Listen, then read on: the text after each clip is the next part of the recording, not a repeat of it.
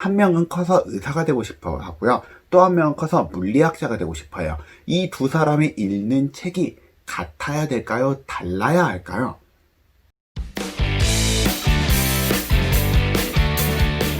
안녕하세요. 큐쌤입니다. 오늘부터 우리 같이 생활기록부에 대해서 좀 이야기해 보려고 이 시간을 마련했고요. 오늘 생활기록부 제1탄 독서활동기록장 어떻게 쓰는 게 좋아?에 대해서 이야기해 보겠습니다. 자, 제가 얼마 전에 저희 반 학생이 저한테 찾아온 적이 있는데요. 이 독서활동 기록장 이따만큼 들고 오더라고요. 해가지고 선생님 이거 입력해 주세요 라고 물어보더라고요. 그래서 야, 이거 내가 공통으로 입력해야 돼? 교과 선생님한테 가야지 라고 말했더니 네? 라고 이야기를 하더라고요. 그리고 나서 제가 그 친구가 장래희망이 일단은 이과 계열이라는 거, 그 다음에 얘가 영재고등학교를 지원을 하려는 거 알았는데 독서활동 기록장에 있는 책 목록을 봤더니 8개인가 9개 중에서 7개가 국어였어요. 다 문학이었단 말이에요. 그래서 물어봤어요. 야, 너 왜 다 문학밖에 안 읽었어? 또 왜 과학은 없니? 라고 물어봤더니 또 네? 그러더라고요. 이게 독서활동 기록장 학생이 쓴 건 좋은데 이거를 어떻게 써야 될지 잘 모르는 학생들이 있는 것 같아서요. 그래서 이게 학부모님과 학생들에게 좀 좋은 정보, 그리고 어떻게 쓰면은 좀 더 편하게 쓰면서도 좋은 독서활동 기록장을 쓸 수 있는지 알려드리는 시간을 좀 갖도록 해보겠습니다. 일단 독서활동 기록장을 쓰면 좋냐 안 쓰면 좋냐, 쓰는 게 당연히 좋습니다. 이유는 뭐냐면 실제로 여러분 자녀들이 고등학교에 가려고 이 생활기록부를 뽑아보면은 진짜로 중학교 생활 열심히 해가지고 성적도 높이고 그 다음에 이걸로 이 교과 각 과목 세특도 막 좋게 막 쓰이고 거기에다 수상도 많이 받고 이거를 멋지게 고등학교 때 어필하고 싶은데 이거 싹 다 못해요. 고등학교마다 다르지만 대부분의 고등학교에서는 고등학교에서 이 입시용으로 생활기록부를 뽑게 되면은 여러 가지 항목을 지우는데요. 그때 지우는 항목이 생각보다 굉장히 많아요. 그래서 남는 게 몇 개 안 남는단 말이에요. 근데 그 중에서 정말 두드러지게 남는 것 중에 하나가 뭐냐면 독서활동 기록장이에요. 그러니까 독서활동 기록장 하면은 고등학교 입시에 정말 큰 도움이 된답니다. 그래서 하는 게 좋아요.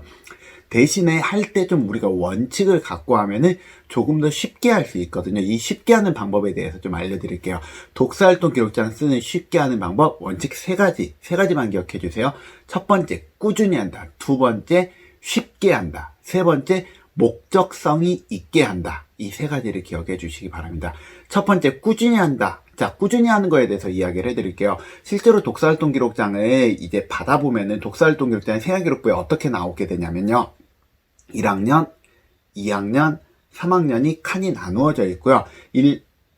1학년 내에서도 과목이 나누어져 있어요. 이때 이 과목은 이 학생이 실제로 수업을 들었던 과목 기준으로 나누어져 있거든요. 그리고 과목만 나누어져 있는 게 아니라 그 과목에서 입력을 하면은 학기까지 나누어져 있어요. 그래서 우리가 학생이 1학기 때 책을 많이 기재했는지 2학기 때 기재했는지 어떤 학년에 많이 독서활동 기록했는지 다 보이게 됩니다.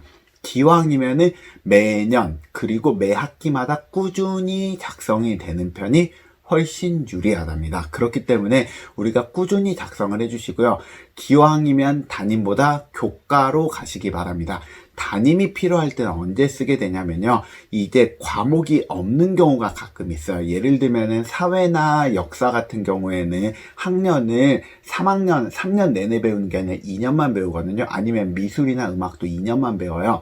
그런 경우에는 내가 미술에 대해서 독서활동 기록장을 썼는데 1학년에 미술이 없는 경우가 있단 말이야. 그럴 때는 담임이 공통으로 입력을 해주거나 아니면은 아무도 누구 과목인지 모르겠는 거. 뭐 예를 들면 3D 프린터 뭔지 모르겠잖아. 그럴 때는 담임이 해주는 게 맞는데 그런 게 아닌 경우에는 각 과목에 써 있는 게 훨씬 더 좋습니다. 그러니까 각 과목으로 우리가 쓰는 버릇을 각 과목으로 선생님께 부탁을 드려서 기재를 하는 거를 우리가 조금 더 많이 하면 학생이 좀 더 예쁘게 독서활동 기록장에 나올 수가 있답니다.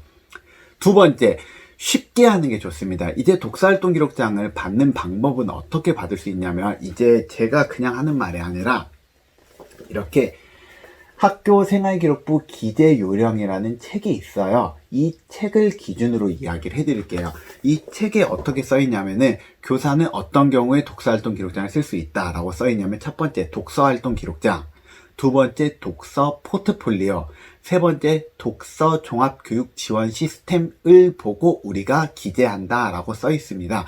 근데 이 두 번째랑 세 번째는 실은 많이 하지 않고요. 첫 번째 독서활동 기록장을 제일 많이 받는 편이에요. 그리고 이 독서활동 기록장을 보통 자필로 쓰라고 합니다. 이유는 뭐냐면 인터넷으로 이렇게 타이핑을 해서 쓰면은 이 학생이 타이핑을 한 건지 아니면 인터넷에서 긁어와서 그대로 복사 붙여넣기를 한 건지 솔직히 좀 많이 헷갈려요. 그렇기 때문에 교사는 일부러 자필로 받는데요. 이 자필로 받다 보니까 그리고 학생이 본인이 직접 써야 된다니까 굉장히 그 한 20줄 되는 내용을 쓰는 걸 너무 힘들어 하는데요. 이거 쉽게 생각하면 돼요. 교사 입장에서 이야기를 해드릴게요. 교사 입장에서 독서활동 기록장을 어떻게 기재를 해드리냐면 일단 얘가 가져오면 두 가지를 보게 돼요. 첫 번째, 본인이 읽었나. 두 번째, 학생이 지금 나이대에 너무 맞지 않은 쉬운 도서를 가져오지 않았나. 두 가지만을 바라보거든요. 첫 번째, 본인이 읽었나는 어떻게 판별하게 되냐면 보면은 딱 보여요. 본인이 읽으면은 본인의 생각이 드러나게 돼 있어요. 본인의 생각이 드러나게 쓰고 싶다. 두 가지 방법을 알려드릴게요. 첫 번째, 일단 전체가 한 20줄이다 라고 이야기하면은 10줄에서 15줄을 그냥 줄거리를 쓰세요. 줄거리. 뭐 예를 들면은 책 같은 경우에 이 문학책 같은 경우에 문학책의 줄거리를 목차나 아니면 내용의 큼직큼직한 내용을 기준으로 줄거리를 쭉 쓰시고요. 나머지 한 5줄에 대해서 이제 각각의 이제 본인에 대한 생각을 써주세요. 예를 들면은 나는 이 캐릭터에 대해서 이렇게 생각한다. 이 등장인물은 이랬으면 더 좋았을 것 같다. 이렇게 내용을 써주신다면은 굉장히 깔끔하게 나올 수 있고요. 두 번째 방법은 이제 과학도서 같은 경우에는 특정 토픽을 잡는 게 굉장히 좋습니다. 예를 들면 그런 거지. 뭐 내가 나중에 커가지고 물리학자가 되고 싶어서 물리학과 관련된 책을 읽었다. 그 책 한 권에 물리학과 관련된 여러 가지 내용이 나오잖아요. 그 중에 내가 관심 있어 보이는 거 우리가 2개에서 3개만 골라요. 나머지 책 다 읽으면 좋지만 다 못 읽었다. 그 2개에서 3개만 제대로 읽는 거예요. 그래서 거기에 대해서만 내용을 조금 쓰고 나는 근데 이렇게 생각을 했다. 아니면 나는 학교에서 이렇게 배웠는데 이게 이렇게 적용이 된다는 걸 알게 되었다. 라는 식으로 써주세요. 그렇게 된다면은 우리가 2개에서 3개의 꼭지만 써도 충분히 하나 쓸 수 있습니다. 그래서 최대한 쉽게 쓰는 게 중요해요. 왜냐면 이게 독서활동 기록장을 너무 어렵게 쓴다 해서 이걸로 더 많이 써주지 않아요. 독서활동 기록장을 옛날에는 교사가 어쩌고 저쩌고 써주면서 이거를 학생에 대해서 더 좋게 써줄 수도 있고 대충 쓴 학생에 대해서는 조금 더 나쁘게 써줄 수 있었는데 요새는 그렇게 할 수가 없어요.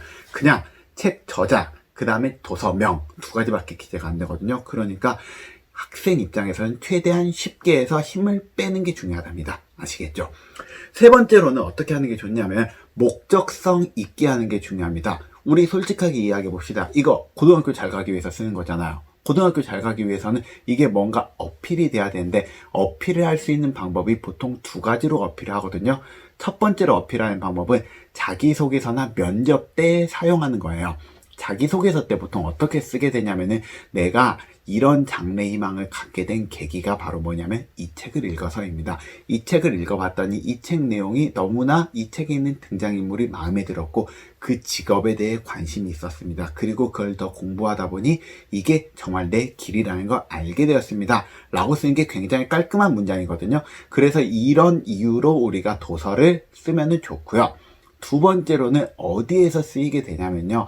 이 학생이 장래 희망에 따라서 읽는 책이 달라지는 거에 대해서 우리가 알 수 있게 돼요. 이게 무슨 뜻이냐면요. 예를 들어서 이야기해 봅시다. 똑같이 과학과 관련되어 있는 이과와 관련되어 있는 2명의 학생이 있는데요. 한 명은 커서 의사가 되고 싶어 하고요. 또 한 명은 커서 물리학자가 되고 싶어요. 이 두 사람이 읽는 책이 같아야 될까요? 달라야 할까요? 당연히 달라야 합니다. 우리가 의사가 되고 싶은 학생은 의학과 관련된 책, 의사들이 평상시 본인이 겪었던 내용에 대한 책이라든지 아니면은 여러 가지 질병에 관한 책들이 나온다면은 좀 더 좋겠죠.